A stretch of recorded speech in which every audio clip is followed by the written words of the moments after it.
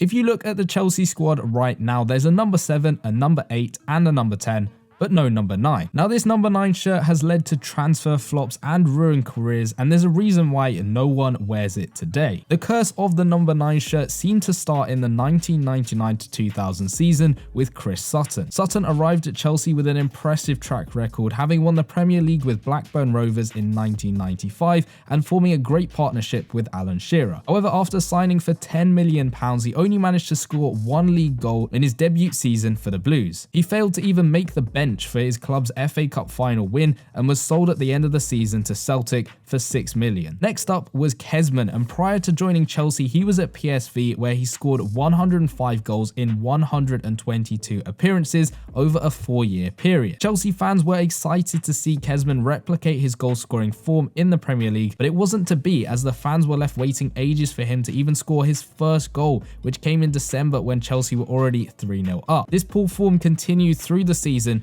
and he only managed to score 4 goals in 25 appearances, which was significantly worse compared to his time at PSV. Chelsea swiftly transferred him to Atletico Madrid at the end of that season. Now brought in to replace Kezman was Hernan Crespo, a veteran Argentine who had had an incredible season in Serie A with Parma and Lazio. He helped Chelsea to win the league title and scored 13 goals across all competitions, so ultimately he wasn't a complete flop. He just didn't live up to the fans' high expectations considering his previous accolades with Argentina and of course in Serie A. This may have been due to him and his family struggling to settle in England, and Crespo was later loaned to Inter Milan the following season where he continued his career before eventually seeing out his Chelsea contract in Italy. And with Crespo's departure, the number 9 shirt was again left vacant until Boulahrouz claimed it. Now this would be normal except that he was a central defender, not even a striker. However, injuries and loss of form meant he rarely even got the chance to play wearing the number 9 shirt,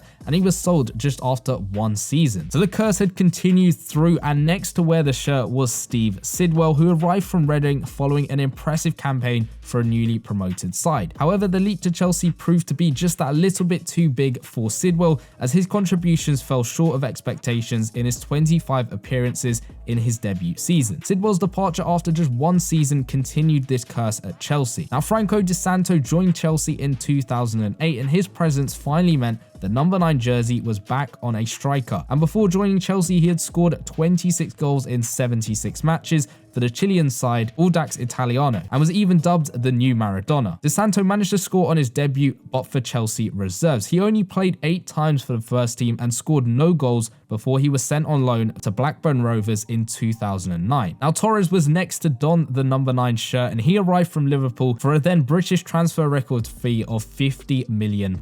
He was heralded with much fanfare as Chelsea fans pinned their hopes on the Spanish striker to reverse their fortunes of the cursed shirt. However, his time at Stamford Bridge is now seen as one of the greatest flops in Premier League history. He did manage to score a crucial goal to secure Chelsea's place in the 2012 Champions League final, but his time at the club was characterised by prolonged goal droughts and high-profile misses. Moments like enduring 903 minutes without scoring after first joining, or his infamous open goal blunder against Man U in September 2011, epitomised the frustrations and disappointments that defined his Chelsea career. This led Chelsea to next turn to Radamel Falcao in hopes of breaking the curse. Despite his struggles on loan at Manchester United in the previous season, the Colombian striker arrived at Stamford Bridge with aspirations of revitalising his Premier League career. Despite his pedigree and past successes, including prolific spells at clubs like Atletico Madrid and FC Porto, Falcao failed to reverse his fortunes in the Premier League. With just 1 goal to show from his 10 appearances, the Colombian's time at Stamford Bridge was a far cry from the heights of his earlier career. At 29 years old, he was swiftly shown the door in the summer of 2016 as he returned to Monaco. His inability to break the curse further solidified its hold on the Chelsea number 9 shirt. And in an attempt to remedy their striker woes, Chelsea made another significant Spanish signing, bringing Alvaro Morata for a staggering £70 million and securing him on a 5-year deal. Despite some flashes of brilliance, the Spanish striker never fully impressed in a Chelsea shirt, and his struggles to adapt to the rigours of the Premier League saw him depart on loan after a mere 18 months of that 5-year contract. This left behind a sense of unfulfilled potential and disappointment, and upon his return for the 2019-20 season, Morata opted to not wear the number 9 shirt and instead wore number 29. But despite this gesture, his time at Chelsea remained plagued by inconsistency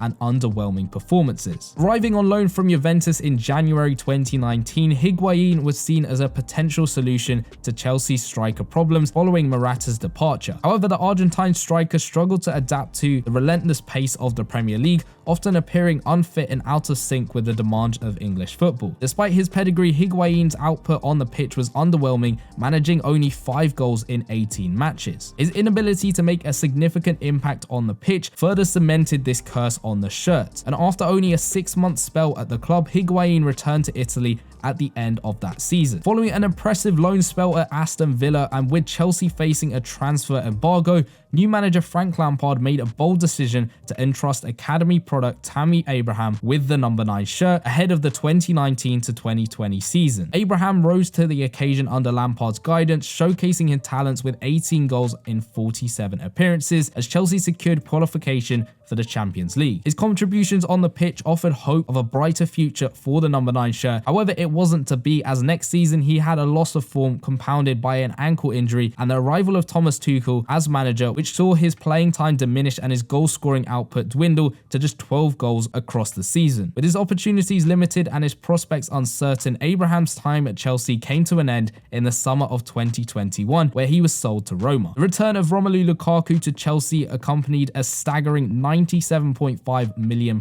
price tag and was heralded as a statement of intent by the reigning Champions League winners. Despite the anticipation surrounding his return, Lukaku's time at Chelsea failed to live up to expectations. With just 8 goals in 26 Premier League games, his performance on the pitch left much to be desired. Injuries, loss of form, and a perceived lack of interest compounded the Belgian striker's struggles as he found himself unable to recapture the form that made him a star in Serie A. And ill-advised media interviews further tarnished his return to England, adding fuel to the fire of criticism and scrutiny. As the frustrations mounted and the curse loomed large, Lukaku's time at Chelsea came to an unceremonious end. And latest to wear the number 9 shirt was Aubameyang after signing from Arsenal. He was a proven goal scorer and seemed like a glimmer of hope for Chelsea fans. However, after only making 15 appearances for the club and scoring just a single goal, he left and signed a 3-year deal with Marseille. With all of these players having not so good times with the Blues whilst wearing the number 9 shirt, it begs the question as to whether this shirt really is cursed or whether it just holds that much pressure that no one can live up to the expectations. And it'll be really interesting to see who decides to pick up the shirt next and try and break the curse.